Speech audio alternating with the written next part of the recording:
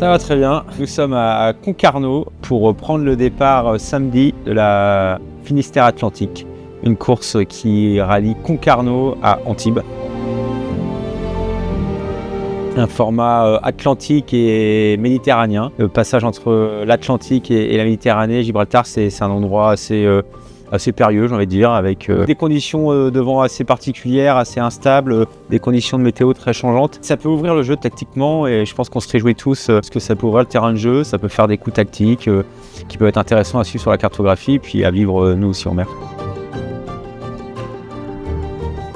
Ça fait depuis les 24 heures ultimes où on navigue tous ensemble.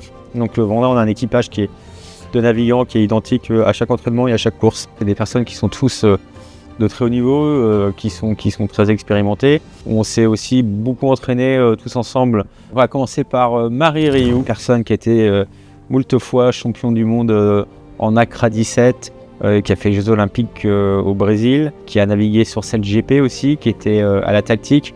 Donc quelqu'un qui a beaucoup d'expérience dans le multicoque. Nous avons aussi Roland Tressard qui a une double casquette, si bien technicien avec nous pendant les chantiers ou des phases de mécanique, on va dire, de travail sur le bateau, et aussi navigant avec nous. Voilà, c'est quelqu'un avec qui j'ai commencé la course au large, Alan Penanéac, notre maître voilier. C'est lui qui s'occupe de la plupart de notre garde-robe au niveau des voiles, qui est aussi un très bon navigant, qui navigue beaucoup en multi 50. Nous avons aussi Alan Roberts, qui est anglais et brésilien. C'est quelqu'un que j'ai connu depuis le Figaro.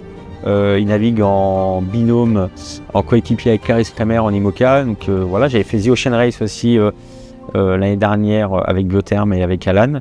Et la dernière personne, on va quand même le présenter, mais Thierry Chavani, avec qui j'avais fait la dernière Transat Jacques Vabre sur ce bateau. La Force Tranquille, quelqu'un qui a énormément d'expérience, que ce soit en Figaro et aussi dans les grands multicoques.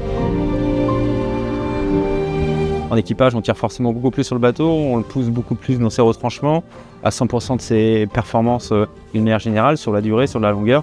Logiquement, ça va être 5-6 jours sur le papier. Après, la Méditerranée, comme j'expliquais tout à l'heure, c'est très capricieux. Peut-être des conditions assez légères juste pour le jour du départ, mais rapidement aller chercher un front et la fin d'une dépression qui arrive dans l'océan Atlantique.